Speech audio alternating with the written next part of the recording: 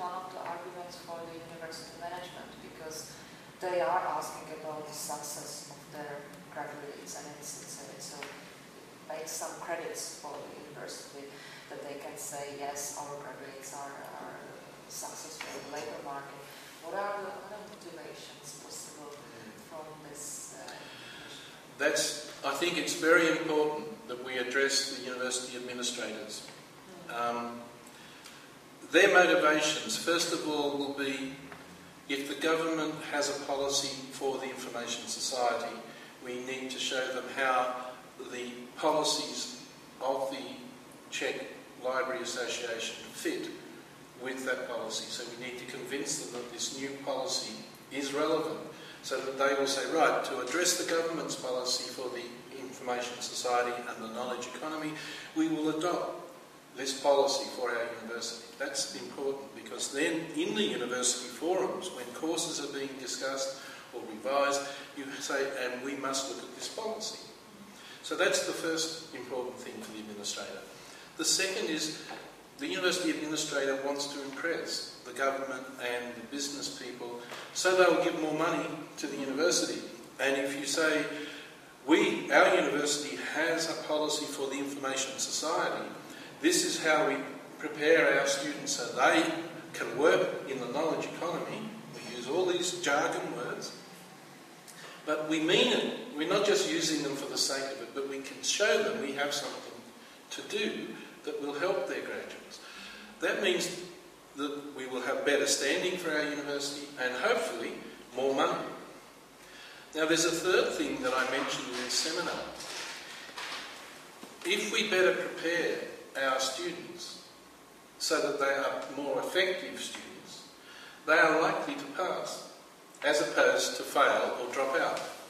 And if they pass the first year, they come back for the next year, and then they come back for the next year. And if you can increase the number of students who come back because more are successful, because they have the skills they need to succeed, then you get more money. That's right. The university gets paid more. And also, the lecturers make sure they still have a job. Because eventually all universities face times when government says less money, and the managers have to say, well, what will we cut out? And if you've done your evaluations, and if you're showing that the students do better because of the information literacy embedded in the course, then it's likely that they will not cut that part out, they will look elsewhere. And that's a benefit both to the library and to the faculty. So I think it's crucial that we look at the benefits for each of the people who are involved, the students, the lecturers, the university administrators, and of course the society as a whole, to justify the effort to introduce information literacy. Shall I do as a lecturer who just decided to start embedding information literacy into my course? How shall I proceed? Whom to address? How shall I work with the librarians? How shall I motivate them? Well, in my case, I went and talked to the librarians about wanting to improve my students' ability to use information. And as it so happened, because we had developed an information literacy standard in Australia, they had been developing a generic tutorial, that is a tutorial that was suitable for every faculty to draw on, about the components of information literacy. And so between us, we talked about what that would mean in my discipline. So they helped me understand concepts such as reliability of the information, and the currency of the information, and the relevance of the information. They were their terms, but they helped me translate that to my discipline.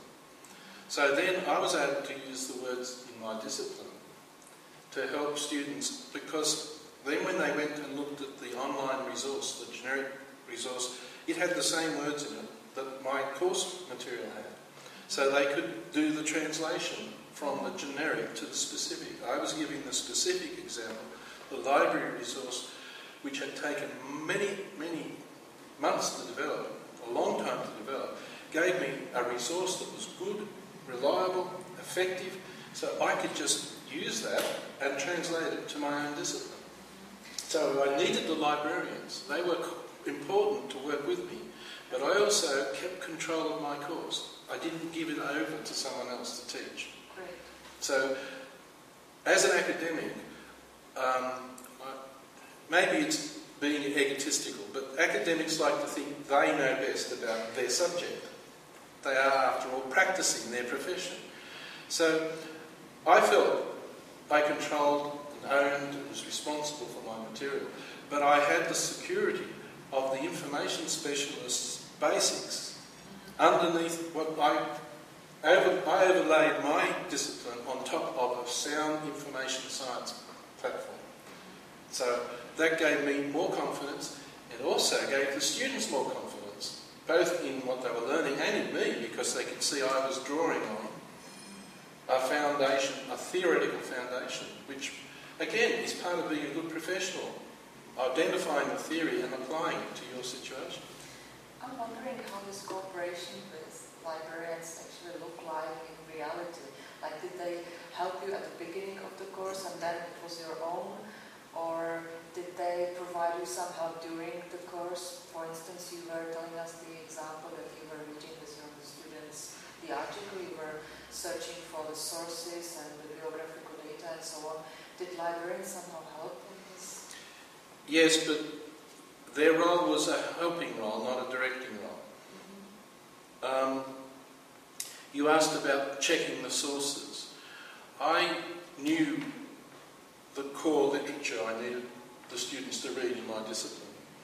But when I set up the exercises, I needed to check that the search process was, if you like, we say foolproof, that it wouldn't go wrong when the student tried to do it.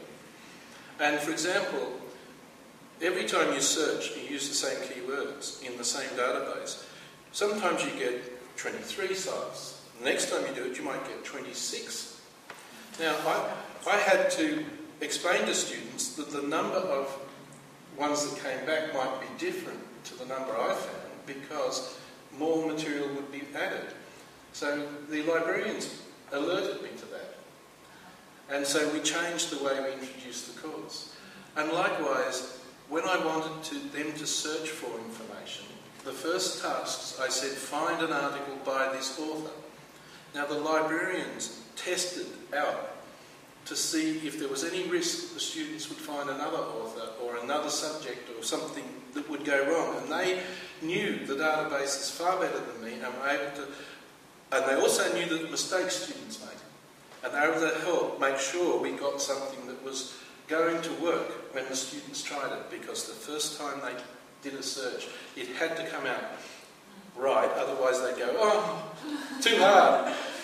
And once they were confident, of course, they could go their own way to search, and we were able to build in what-if problems, and we were able to demonstrate some of the what-ifs. What if I get no entry? No, you do the search and it says no content. Now, the obvious first step is, did I spell the word correctly? And so we illustrated how something they knew there would be lots of articles about came back no entry, and where was the problem? And hardly anyone could see that we'd misspelled one word. So we took them through some, safety checking.